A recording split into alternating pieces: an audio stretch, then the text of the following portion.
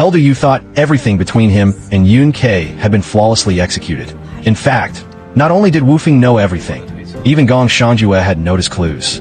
He guessed that Yun Ke had used her body to smuggle Bai Chao extract out of the Gong residence, which saved Dianju's life. Shang Wanqian pleaded with Gong Shangjue to help her kill Dianju and offered everything she had in return.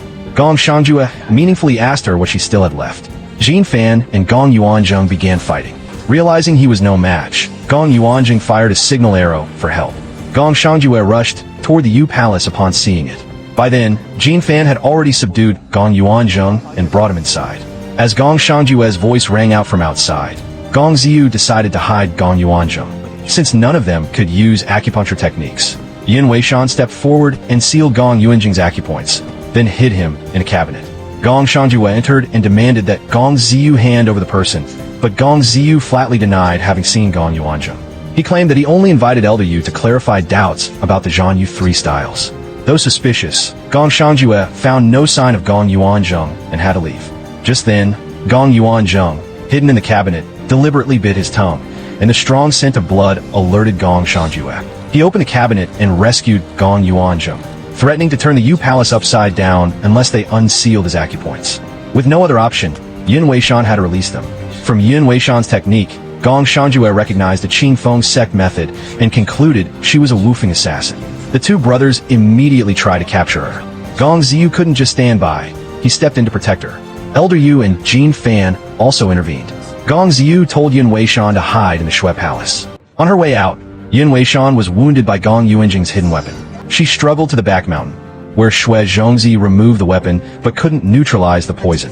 Elsewhere, Shang Wanqian recalled her intimacy with Gong Shangjue and the advice she gave Yin Weishan not to fall in love. She realized she herself had fallen and was torn by conflicting emotions.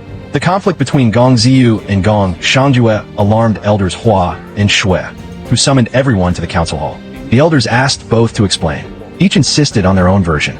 Gong Ziyu accused Gong Shangjue of trespassing the Yu Palace with weapons and injuring a sword wielder. Gong Shangjue claimed he suspected Yin Weishan of being a Wu Fing spy and sent Gong Yuanzheng to investigate, during which he discovered Elder Yu and Gong Ziyu shielding her. Gong Ziyu argued that Gong Shangjue, envious of his position as sword wielder, was framing him. He countered by noting that Gong Yuanzheng hadn't been drugged and had investigated the Yu Palace at night. Though Gong Yuanzheng had no retort, Gong Shangjue refuted all the claims one by one. He also pointed out that Elder Yu had used fake truth-telling herb, demanding that he write down the formula for Gong Yuanzheng to prepare on the spot. Elder Yu claimed it was his personal research and not to be disclosed. Elder Shui reminded everyone that the Elder Council also had records of Gong Yuanzheng's poison formulas and asked Elder Yu to comply. Reluctantly, Elder Yu wrote it down. After reading it, Gong Yuanzheng was furious. The ingredients were so rare that even the Gong family could barely obtain them. The debate continued without resolution. Gong Shangjue suggested bringing Yin Weishan back for questioning to uncover the truth. The elders agreed and ordered Gong Yuanzheng to lead a group to capture her at the Shui Palace. Gong Ziyu volunteered to go as well. Later, Jin Fan took the chance to inform Gong Zishang and asked her to infiltrate the Elder Council and steal Gong Yuanzheng's hidden weapon formula. This was arranged by Gong Ziyu, and someone would come to collect it. Gong Yuanzheng led Huangyu guards to the Shui Palace to demand Yin Weishan from Shui Zhongzi. Gong Ziyu arrived and asked Shui Zhongzi about her. Understanding the situation, Shui Zhongzi said he had sent Yin Weishan to pick snow lotuses herself. Dangerous, but not life-threatening. Gong Ziyu asked young Master Shui to retrieve the antidote. Young Master Shui handed over the jade pendant needed to access the cold pool. Using the jade pendant, Gong Ziyu entered the secret chamber and locked Gong Yuanzheng out, infuriating him to the point of threatening to blast the stone door with explosives. Yin Weishan, knowing she had been poisoned with something incurable, urged Gong Ziyu to turn her in to clear his name. But Gong Ziyu told her he already regarded her as his wife and would never let anyone harm her. Meanwhile, Gong Zishang, with Xiao Hei's help and Elder Yu's assistance, successfully obtained the hidden weapon formula. Later, young Master Shui arrived, took the formula, made the antidote, and gave it to Gong Ziyu. But Gong Yuanzheng's poison was unusual. They couldn't tell which weapon had inflicted the wound. Ultimately, Yin Weishan recalled the formula Shang Wanqian had acquired and identified the weapon. After taking the antidote, she was cured. When young Master Shui unlocked the stone door with a spare key, Gong Yuanzheng saw that Yin Weishan showed no signs of poisoning and was shocked. Everyone gathered at the Sword Wielder Hall. Though Yun Weishan appeared unpoisoned, the sharp-eyed Gong Shangjue insisted on inspecting the wound. While poison could be cured, the injury couldn't heal so quickly. Gong Ziyu stopped him, stating that Yun Weishan, as the sword wielder's wife, shouldn't be disrobed in public. Ming Wuji volunteered to inspect instead. Gong Shangjue then demanded Shangguan Qian accompany her, since all three were from Wufeng. Yun Weishan thought she could escape this ordeal. Unexpectedly, Ming Wuji suddenly changed her stance, declaring that there was indeed a wound on Yun Weishan's shoulder. Yun Weishan was caught completely off guard. Gong Ziyu never expected such a turn of events. He could only watch helplessly as Gong Shangjue took Yun Weishan to the dungeon for interrogation. Gong Shangjue, full of pride, believed he had won this round. He was certain he would pry the secret from Yun Weishan and use it to overthrow Gong Ziyu. Gong Shangjue ordered Yun Weishan to give up resistance. Even if she could endure torture, Gong Yuanjing's poison was not something she could withstand. Even the most renowned tough men in the martial world could not resist it, let alone a weak woman like her. Gong Shangjue questioned Yun Weishan if she was a spy from Wufeng. To his surprise, Yun Weishan directly admitted she was. Such a straightforward answer left Gong Shangjue dumbfounded. He hadn't expected her to confess so easily. Seeing Yun Weishan even smile faintly, Gong Shangjue was furious. He rushed forward and grabbed her throat, attempting to strangle her. At that moment, a guard reported that Jin Fan had come under Gong Ziyu's order to deliver chicken soup to Yun Weishan. Only then did Gong Shangjue let go, but he had already guessed Gong Ziyu's intentions. The soup must contain herbal extract to counter the poison he had forced Yun Weishan to drink. Gong Shangjue ordered his men to confiscate the soup and send Jin Fan away. Young Master Shui returned to Shui Palace.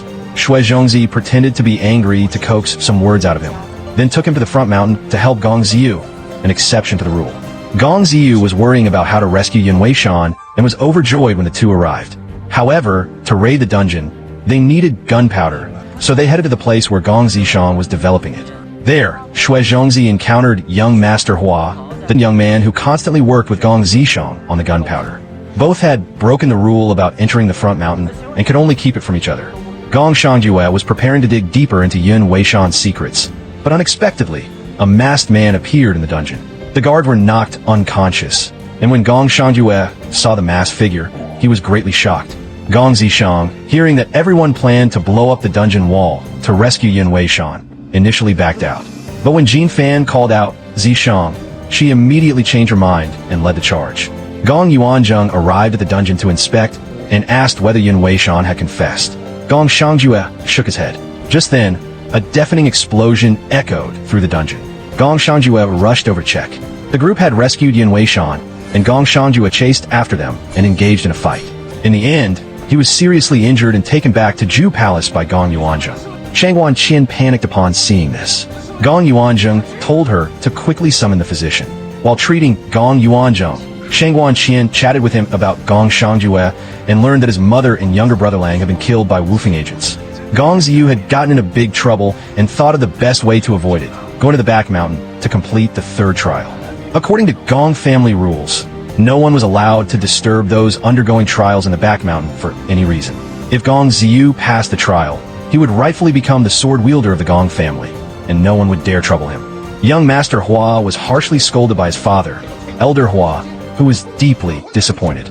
Gong Zishang was also summoned back to Shang Palace by her father, Gong Liushang, and reprimanded for neglecting her duties and always chasing after Yu Palace guard.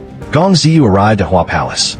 Elder Hua asked young Master Hua to explain the trial details. He explained that the third trial required Gong Ziyu to forge a blade from 1,000-year black iron, and then challenge 6 famous blades of Hua Palace. If his blade could defeat any one of them, the trial would be deemed successful. He also suggested that Gong Ziyu bring along his guards for forging, and specially requested approval from the Elder's Court to summon Jin Fan to Hua Palace. Gong Liushang believed Gong Ziyu could not pass the third trial because the final forging required a human sacrifice, offering the life of one's own guard. Due to Gong Ziyu's nature, he would never allow such a sacrifice. After regaining consciousness, Yun Weishan found Elder Yu in her room. He advised her to leave the Gong residence for her own and Gong Ziyu's sake. Yun Weishan agreed. Not long after, Ming Wuji came to visit her and said she brought a gift from the former sword wielder for his daughter-in-law. But when Yun Weishan opened the brocade box, hidden weapons shot out and wounded her. If you love the story, subscribe for the next episode.